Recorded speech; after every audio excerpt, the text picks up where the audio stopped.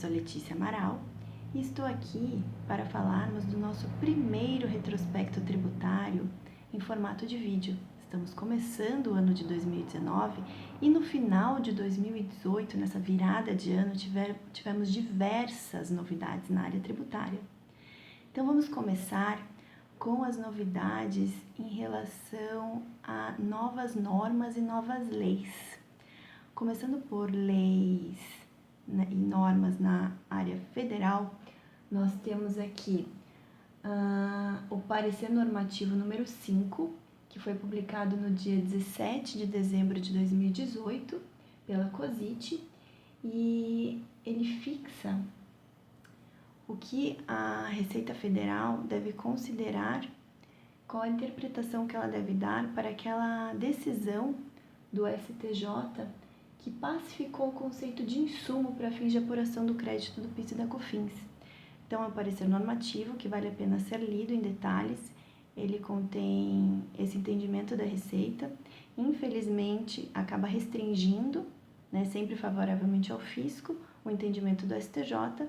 Então, é muito provável que, a partir desse parecer COSIT número 5, de 17 de dezembro, nós venhamos a ter mais contencioso tributário.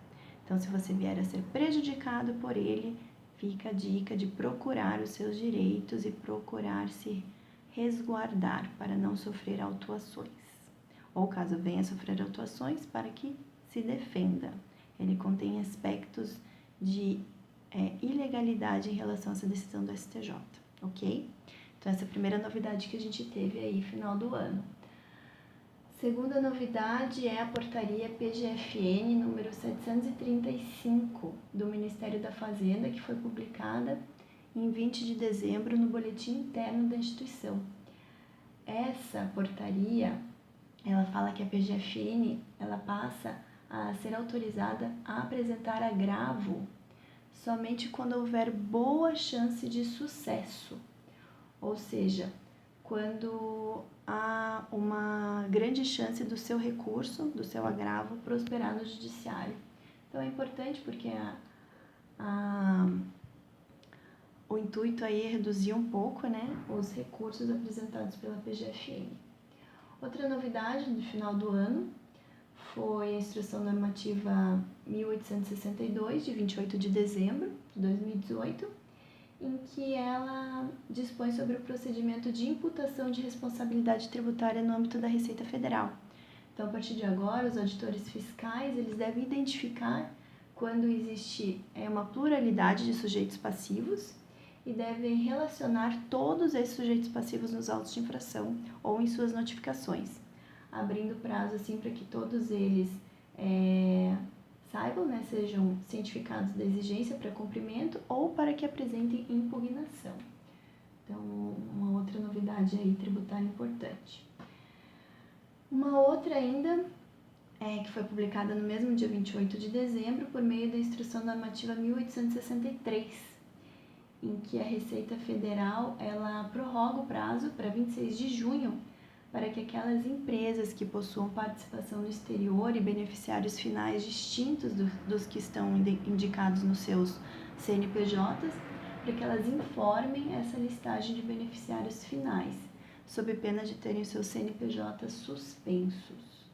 Então, aí também fica de alerta para quem tem participação no exterior. Uma outra portaria, do mesmo dia 28 de dezembro, portaria 742, que traz uma novidade interessante aí. Ela regulamenta o chamado negócio jurídico processual, que já estava previsto na portaria 360 de junho de 2018. Então, a partir daí, os contribuintes eles podem apresentar planos de quitação das suas dívidas já inscritas em dívida ativa e já em discussão judicial nas suas execuções fiscais. É interessante para aqueles que querem ter a substituição de penhora, mas infelizmente esse negócio jurídico processual ele não suspende a exigibilidade do débito e consequentemente não dá direito automático à certidão positiva com efeitos de negativo. Então esse é o ponto negativo aí dessa portaria, mas vale a pena o estudo e vale a pena ver em quais casos os contribuintes que tenham dívida ativa e processos de execução fiscal que eles possam se beneficiar. E uma última novidade aí em questões de leis, se trata da lei que foi publicada no dia 4 de janeiro e estabelece a prorrogação dos incentivos fiscais na região da Sudã e da Sudene. Então, fica mantido o desconto de 75% do imposto de renda para aquelas empresas que atuam nessa região. A região da Sudeco teve esse benefício vetado, né, pelo presidente Jair Bolsonaro. Então, mais uma notícia interessante aí de uma lei que foi publicada agora no início do ano, no dia 4 de janeiro.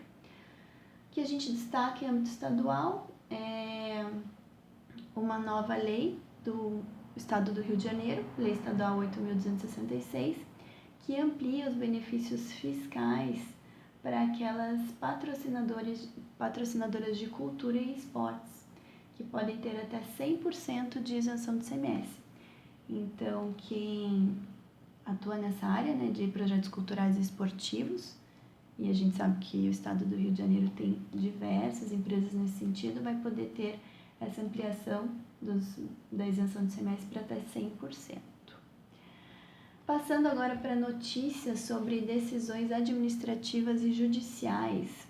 O que a gente teve aqui no âmbito administrativo, o entendimento do CARF, que foi noticiado agora pelo Conjur, mas de uma decisão do ano passado, que afirma que aqueles mútuos entre empresas não financeiras, até mesmo aqueles mútuos de conta corrente, devem sim ser passíveis do IOF. Fica um grande alerta aí para empresas coligadas, empresas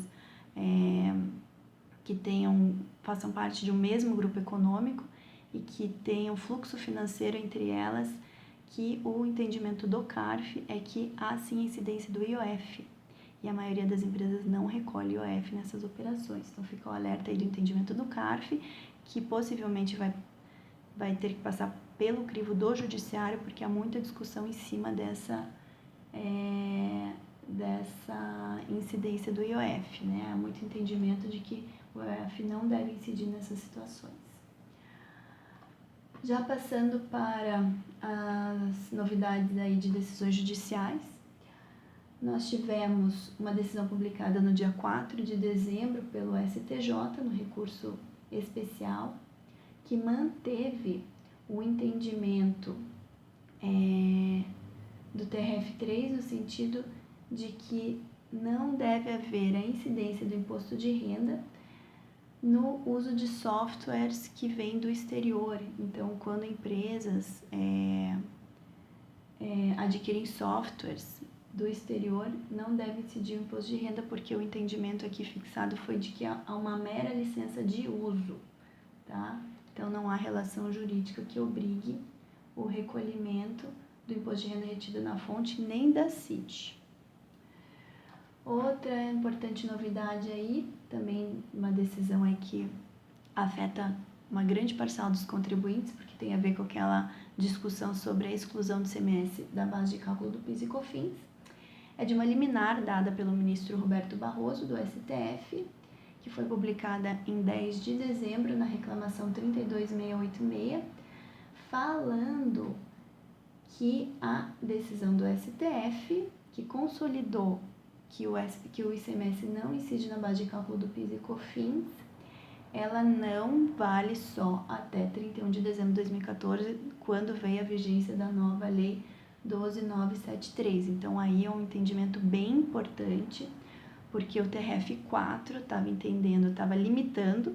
Então, assim, contribuintes que estavam discutindo a exclusão do ICMS da base de cálculo do PIS e COFINS depois da lei 12.973, o TRF4 estava entendendo que não se aplicava o entendimento da STF. Agora a STF já se posicionou, deu uma liminar, falando que não é bem assim, que esse posicionamento do TRF afronta o entendimento do Supremo. E ainda falando desse assunto, no dia 19 de dezembro houve uma publicação de uma decisão do TRF3 falando que não há litispendência entre mandados de segurança impetrados antes da Lei 12.973, discutindo a exclusão de CMS da base de cálculo do PIS e COFINS, e mandado de segurança impetrado depois, discutindo o mesmo tema, porque falou que a Lei 12.973 mudou o cenário, ou seja, meu entendimento é de que essa decisão conflita com a liminar que o Supremo deu alguns dias antes. Então aí fica ponto de alerta para a gente quando no aconselhamento dos nossos clientes, que milita aí na área tributária tem uma infinidade de processos judiciais sobre esse tema, a gente analisar bem essas duas decisões aí e aconselhar bem e eventualmente até intervir nos nossos processos.